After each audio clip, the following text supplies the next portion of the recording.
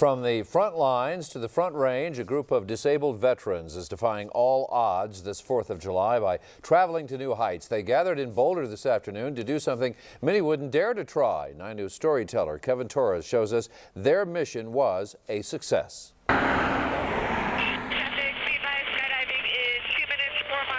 From this distance, I couldn't tell you if it was white, purple, or green. Take a look. Do you see them? I thought I heard one. Cool. They're right up there. I don't think that's it. You sure? It's all going to be just fine. It's got to be them. Wait. Here it is. Here it is. Yeah. Yep, it's definitely them. First guy out. Second guy out. Yeah! Wow. They call this Operation Rebound. That is way cool. They fly in the Wild Wild West. They fly. It's for all the guys that have come back from the Iraq War with some type of injury.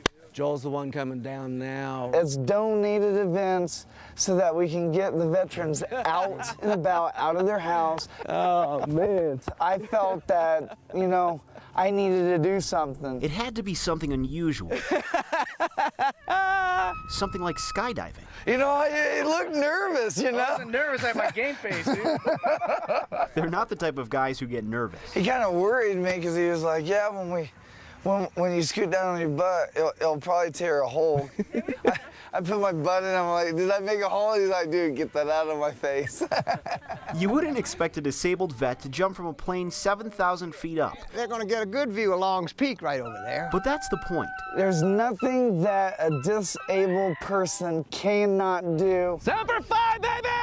This day was about challenging each other to do the abnormal. Oh, yeah. All for the sake of feeling normal. Hey, awesome. Hell yeah. And if you ask them, they'll tell you it feels pretty darn good. Not too many words to describe it. In Boulder, this is Kevin Torres, 9 News.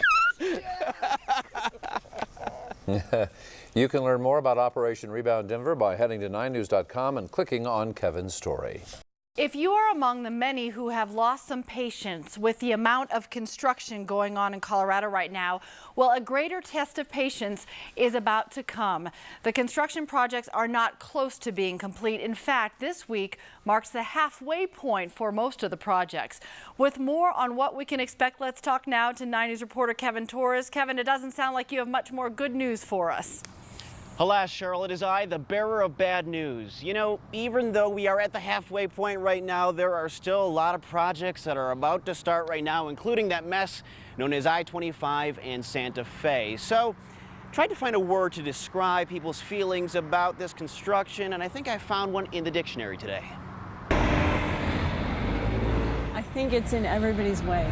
Speed is a strong word, a word most of us don't use too often. I think it's creating congestion. But what other word comes to mind when dealing with construction-created traffic? Honk if you hate construction! None other than the H word. Do you hate construction, sir? If frustration could be measured in honks, There we go. That's a person who absolutely hates construction. then this group's feelings would be as messy as the road they're driving on. People are going by so slow right now, and all they want to do is just honk. See? It is annoying, and it's causing congestion on all sorts of routes that you wouldn't normally see congestion. Carol Fleming is one of those drivers who lost their cool somewhere around Slow Boulevard and Annoying Avenue. Yeah, it's a bad time for all the construction. If you think this is bad, just wait, because some spots are about to get a whole lot worse. It is. It is. You know, what's difficult in Colorado is you have such a short construction season. CDOT employees get just as frustrated as the rest of us, but they know there's only a few good months to get the work done. And so we really cram it in from May to September. In the metro area, there are a total of 30 projects. Statewide, about 150. In the metro area where congestion's bad, we do try to schedule much of our work in the off-peak hours. We work a lot of overnights. Do you hate construction? No? She loves construction. Aside from the select few who can tolerate this sort of stuff, Do you hate construction? You're going so slow. You don't hate it? Well, come on, you hate it. CDOT is asking we be patient and to remember we're only halfway through the construction season. I hope it finishes very quickly. You know, if there is any good news, it is that you won't have to deal with that tomorrow being a holiday. Of course, a lot of those construction folks have the day off. Back to Tuesday, though.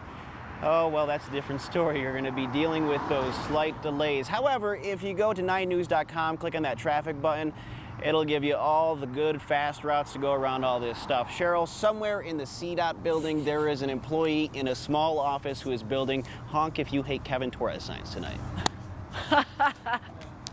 I know you are the most patient guy I know, so Revenge. I don't think you would. You obviously don't know me too well.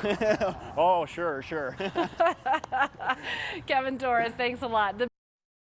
Oh, that's a lot of paint. There are moments in our lives when the simple things Paintbrush just for you.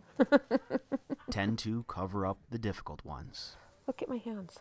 That's not funny. Look at that's my girl. We search for ways to create life, You do the most beautiful paintings.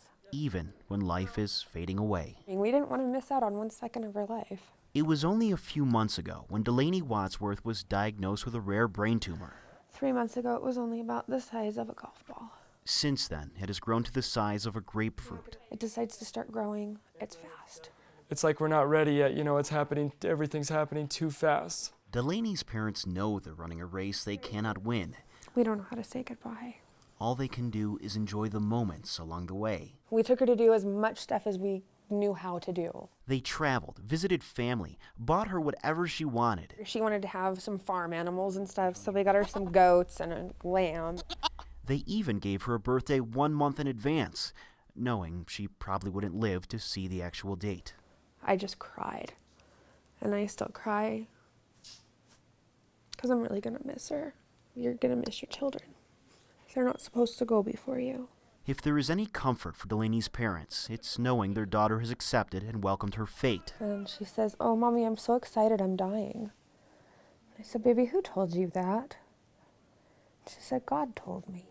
It's only a matter of days, weeks at best, before Delaney's sun begins to set. I can't imagine life without her. As she prepares to leave our world, she has one last wish. Her dying wish would be for everyone to just give each other a hug. For all of us to bring a little color into our lives. And to just let things go. In Windsor, this is Kevin Torres, 9 News.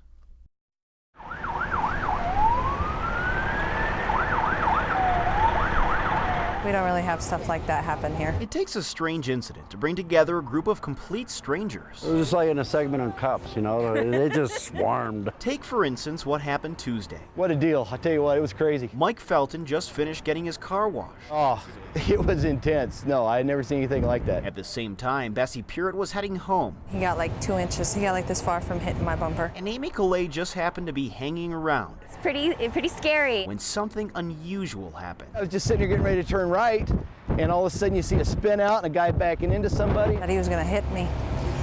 And I'm 7 months pregnant, so that wouldn't have been a good thing.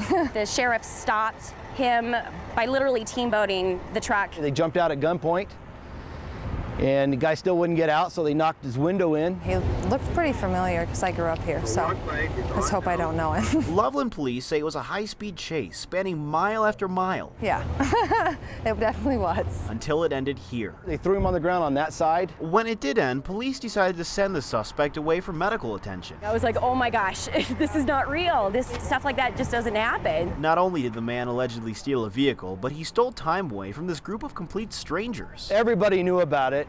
And everybody got here about the same time. Who for one day, they let the dog in. 1 hour. It was flying. Seem more like acquaintances than strangers. This is one of the few I've seen here. As they shared a story about this strange day. It was